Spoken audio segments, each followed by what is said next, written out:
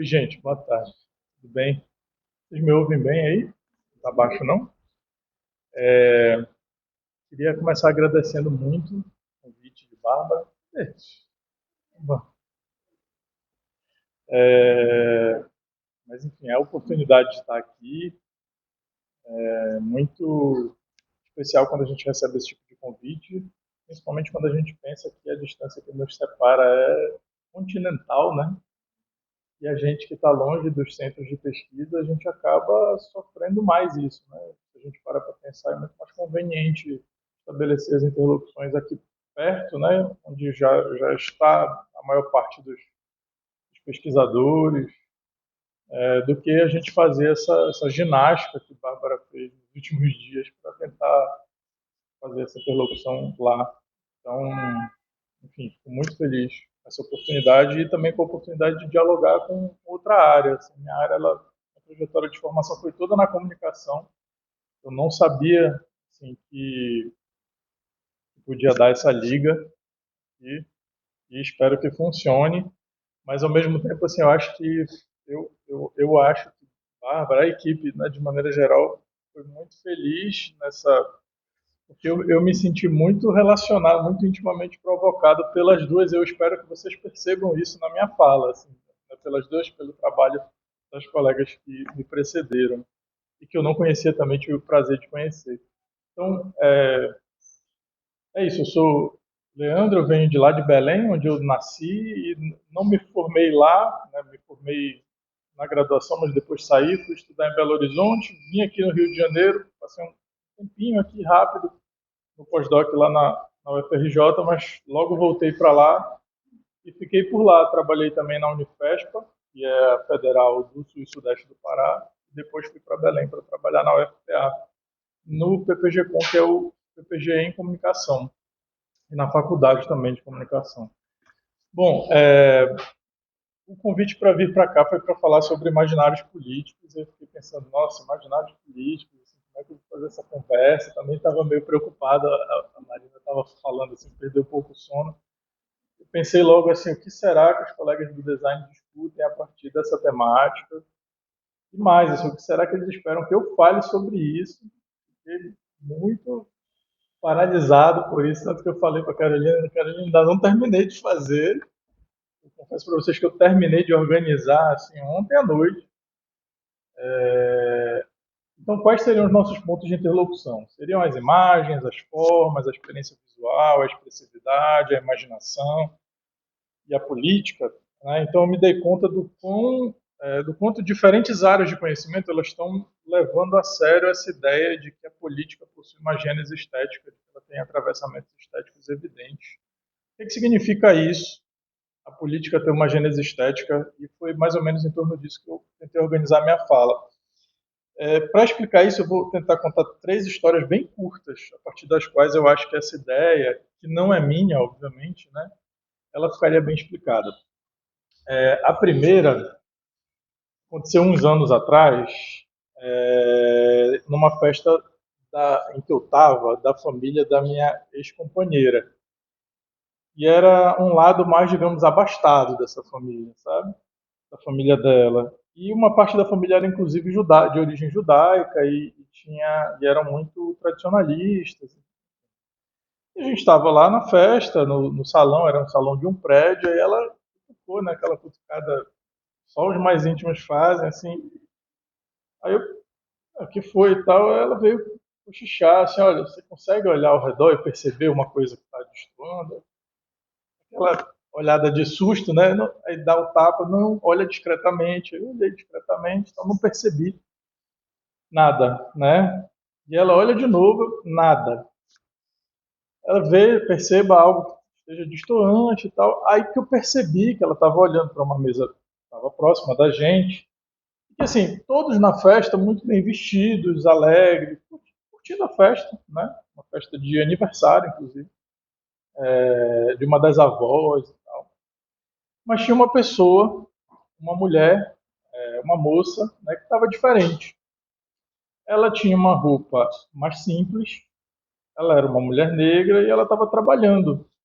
Ela não estava exatamente curtindo a festa, ela era babá de filhos de convidados que estavam lá na festa. E ela estava sentada à mesa próxima da gente, acho que tinha um carrinho de bebê e uma outra criança menor que ela estava olhando assim, o menino, né, se danando lá e ela olhando os dois. Bom, naquela cena, que também é uma cena política, né, tinha uma divisão, depois a gente discutindo e tal, tinha uma divisão muito clara, uma arquitetura dos corpos, dos lugares e das funções. Uma festa, né, enquanto uns se divertiam, outros trabalhavam, enquanto uns ostentavam joias, relógios, roupas caras, toda uma produção visual, né, outros eram visivelmente estavam deslocados e ocupavam outro lugar, outras funções. Quer dizer, havia ali um espaço comum, uma comunidade, mas era uma comunidade cindida por uma diferença que não era uma diferença de capacidades, né? Mas era uma diferença de condições, uma forma de você apartar, dividir e atribuir papéis pré-determinados para as pessoas. Portanto, tratava-se de uma diferença de lugares, de funções, de corpos, uma diferença cuja essência ela é política, mas cuja dimensão, né, prima facie, é estética. Né? Ela é visível, ela é sensível, ela é perceptível. Né? E ela, a minha ex-companheira, teve essa sensibilidade muito mais do que eu, né, que demorei muito mais para captar, inclusive. É óbvio que a gente não precisa ir para nenhuma festa de família rica para perceber isso, basta que a gente olhe ao nosso redor, né? Basta a gente ver a divisão elementar que tem entre o trabalho físico e o trabalho intelectual, que a gente vê diariamente, a gente, né, na universidade tem que ter a obrigação de perceber isso, né?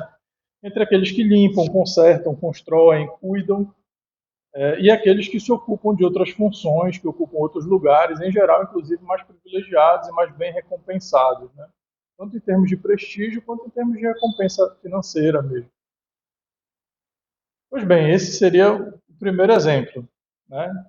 O segundo exemplo é mais, digamos, artístico, menos ordinário. Ano passado, em julho, a gente montou uma exposição lá em Belém. A gente até presenteei Bárbara com o livro Catálogo da Exposição. Ele está disponível online, quem quiser, ele é gratuito. Inclusive, a Bárbara vai fazer o merchan aí para a gente. Só deu para trazer um porque eu vim de mochila de lá, então só um bate e volta, então não consegui trazer mais. Foi uma experiência maravilhosa essa da exposição. Assim, eu não me vejo repetindo, mas foi maravilhosa. É daquelas experiências assim boas. Os artistas estão rindo aqui da minha cara, porque eles sabem o que é isso. Assim, sabe aquelas experiências que são boas, mas você só quer fazer uma vez na sua vida? Eu imagino que seja, por exemplo, pular numa ponte alta, num rio. Assim, é maravilhoso, mas quando você está ali na borda, você percebe que você fez uma bobagem na sua vida e você não pode mais voltar atrás. Né? Então a gente tinha uma sala expositiva no Museu de Arte de Belém, cuja, assim, eu não lembro agora as dimensões, mas era uma sala retangular, vamos supor que fosse uma sala como essa aqui, dava mais ou menos umas 3 dela, assim, reta, né, em linha reta, um retângulo. E a gente tinha um vão central grande, a gente dispunha as obras nas laterais e tinha um vão central grande que, enfim, ficava um grande vazio, a gente não tinha todo o recurso para colocar outras, outros mecanismos expositivos ali, né? Isso tudo é muito caro e a gente estava basicamente fazendo a exposição com verba de pesquisa. E a exposição, a gente conseguiu uma parede falsa num dos museus lá. E, bom, aquela parede falsa, obviamente, ia ocupar ali um lugar central. Só que imediatamente, assim, a gente começou o planejamento expositivo e a gente chegou a um problema que é muito gostoso de se resolver, que é onde cada obra vai ficar. Como é que a gente vai organizar, fazer o planejamento expositivo. Isso é maravilhoso. Eu não sou museólogo, eu descobri que isso é muito legal de se fazer o planejamento expositivo, da briga, da confusão, mas é muito bacana, são discussões, vai para o teórico, vai para enfim. Não sou designer, não sou arquiteto, mas quando eu montei a equipe dos bolsistas, fiz questão, assim, tinha 2 bolsistas de museologia, um bolsista de cinema, a gente, sabe, era uma equipe multidisciplinar, então a gente teve, elas foram muito protagonistas nisso. E a solução, né, uma das obras chamou a atenção dos bolsistas, eles foram unânimes, né, era essa fotografia aqui, intitulada Galera da Laje, da artista paraense, belenense Emanuele da Silva, que responde pelo nome artístico de Emas. Ela era. Bom, eu não vou descrever a fotografia, que é longo, eu já estou mais ou menos na metade do meu tempo, mas a proposta dela é basicamente mostrar como é que a periferia do norte curte um final de semana. E eu me arrisco a dizer que talvez seja parecido aqui com algumas das realidades aqui do Rio de Janeiro, da periferia aqui do Rio de Janeiro, com algumas diferenças. A diferença é que lá em Belém, por exemplo, a periferia ela é plana, então você não enxerga tanto a periferia, ela é muito mais escondida. Principalmente se você passa nas principais vias, você não consegue visualizar a periferia para cima, porque ela se esconde a partir das casas, só da entrada dos bairros. Então você passa por ali, você nem sabe que ali é a periferia. E as casas na beira da pista, em geral, elas são melhores, inclusive tem fachadas mais trabalhadas, etc.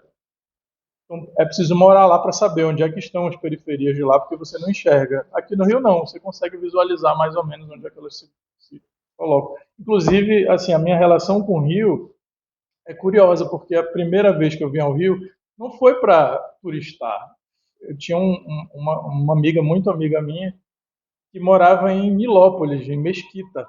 Então eu vim para o Rio para ir a Nilópolis, ir para Pavuna, e foi para lá que eu ficava, assim, era para lá que eu ficava. Então vim acho que 2 vezes ao Rio, nunca tinha visitado o Cristo, vim na Copacabana e tal. E aí todo mundo perguntava, e aí, o Rio de Janeiro? Eu falei, gente, é legal, assim, mas não foi para a praia? Fui.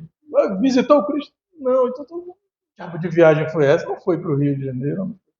Enfim, essa fotografia, ela é, né, desse grupo de 6 jovens sentados nessa cadeira de praia, numa laje do bairro da Condor, em Belém. Enfim, ela chamou muito nossa atenção por se tratar de um retrato posado, né, mas desses olhares que esses rapazes e essas moças nos lançam de volta. De novo, assim, eu vou tentar não descrever visualmente a imagem, porque o tempo está corrido, mas eu acho que além da fisionomia e do posicionamento dos corpos, também chama atenção naquela imagem a composição dessas cores e matizes face ao cenário, né? Essa paleta preponderantemente amarronzada, que vai realçando também os tons de pele, ao mesmo tempo em que harmoniza com a coloração dos telhados, enfim. Esse espaço ele corresponde a essa arquitetura da periferia, né?